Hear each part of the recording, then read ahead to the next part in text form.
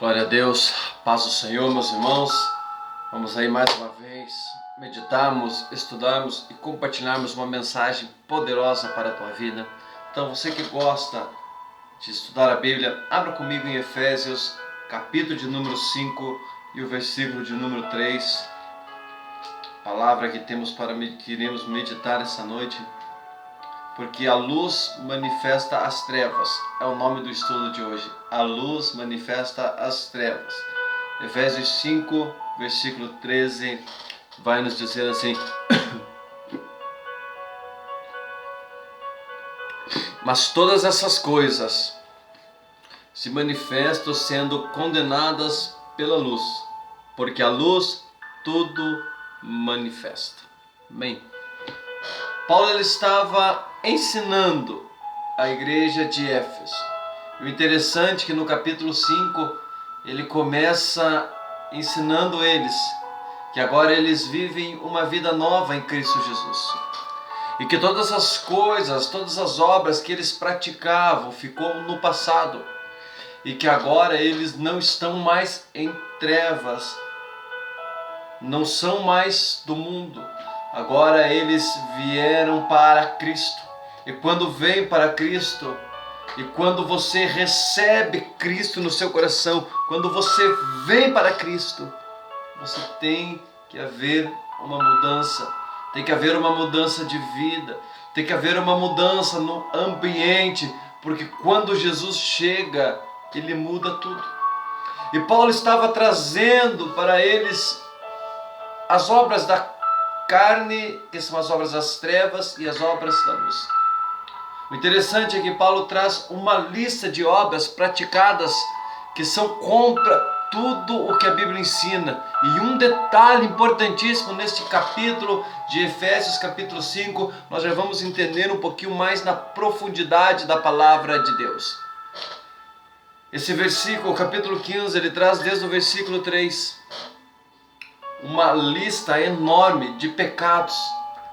Do versículo 5 até o versículo de número 7, do versículo 3 até o versículo de número 7, Paulo vai começar a falar sobre as obras da carne, sobre as obras das trevas. Ele diz assim: mas a prostituição, toda a impureza ou avareza, nem ainda se nomeiam entre vós como convém os santos. Aí ele continua no versículo 4, nem torpezas, nem parvoíces, nem chocarrices, que não convém, mas antes ações de graças. Aí ele diz no versículo 5, porque bem sabeis isto, que nenhum fornicador, ou impuro, ou avarento, o qual é idólatra, tem herança no reino de Cristo e Deus.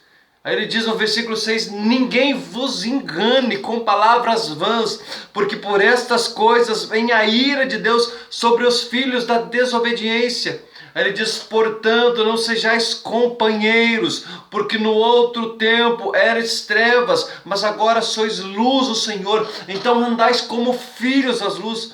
Aí ele vai falar no versículo 9, porque o fruto do Espírito está em toda bondade, justiça e verdade. Aí no versículo 10 diz, aprovado, que é agradável ao Senhor.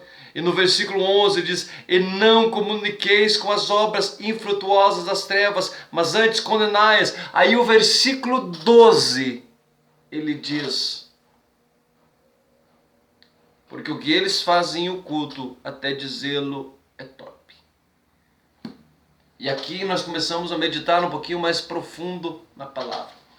Do versículo 5, do versículo 3 ao versículo 7, ele traz uma lista de várias práticas carnais condenadas por Deus e pelo Evangelho.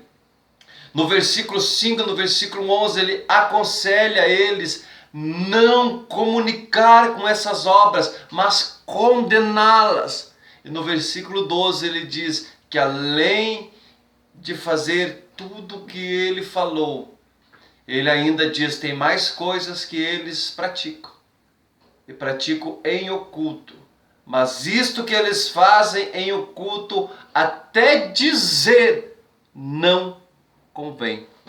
E eu me pego meditando, o que eles faziam?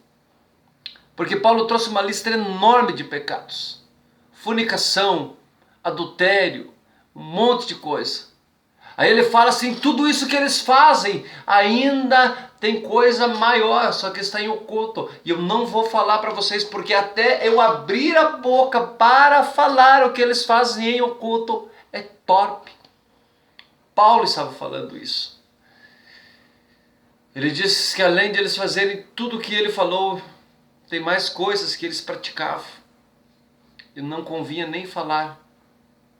E ele fala para eles dizendo que tudo o que eles fazem são condenadas pela luz, ou seja, eles estão em trevas. Uma pessoa em trevas faz coisas horríveis, pois ela não está vendo o que ela está fazendo. Seus olhos estão fechados, seus olhos não estão abertos, ela está em trevas, está em escuridão e não consegue ver a claridade da luz. Só que a luz, quando ela chega, ela clareia o ambiente. Porque luz e trevas, elas não se comungam, elas não se comunicam. Não tem como você estar num ambiente escuro e com luz ao mesmo tempo. Pode ser o lugar mais escuro, mas quando clareia a luz toma conta do ambiente. Ficar juntos no mesmo lugar, trevas e luz? Não, é impossível. Então você serve a Deus ou você está no mundo. Não tem como você estar com um pé na igreja e um pé lá fora. Ou você está crente ou você não está crente. Ou você está com Deus ou você está sem Deus. Porque aonde o Senhor habita, as trevas se dissipam. Quando a luz chega, as trevas se dissipam. E quando vem a luz sobre o ambiente onde está sendo praticadas obras das trevas, elas acabam sendo reveladas. E o que é praticado em oculto, aí então aparece, cai a ficha da pessoa. A pessoa sabe que está errando, e quando a pessoa está errando sem saber, mas quando ela conhece a verdade, ela sabe que aquilo é errado, aí então ela tem uma opção, ou ela muda e deixa o pecado, ou simplesmente ela pega e continua no pecado e deixa o Senhor de lado. E você me pergunta, mas tem gente que está dentro da igreja fazendo essas coisas. Querido, eu estou falando de pessoas que deixam Jesus de lado, que deixam o Senhor de lado, que deixam o Salvador de lado. Pessoas que só querem correr atrás de bens materiais e esquecem as coisas espirituais. Pessoas que às vezes mesmo dentro da igreja não conseguem ser libertas. Por quê? Porque não abrem o coração de verdade para o Senhor. Não colocam. A Bíblia fala no livro de Provérbios, se você confessar o pecado e o abandona, você alcança a misericórdia. Mas você precisa confessar o teu pecado e abandonar aquela prática pecaminosa. Porque onde Jesus habita, o ambiente em que Jesus entra, o ambiente em que Jesus toma conta, as trevas têm que ir embora, as trevas têm que se dissipar.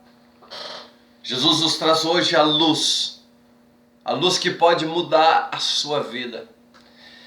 Ele pode te tirar de um mundo sombrio de trevas e te trazer para a luz da sua presença. Chega de andar em trevas, vem para um caminho de luz na presença de Deus.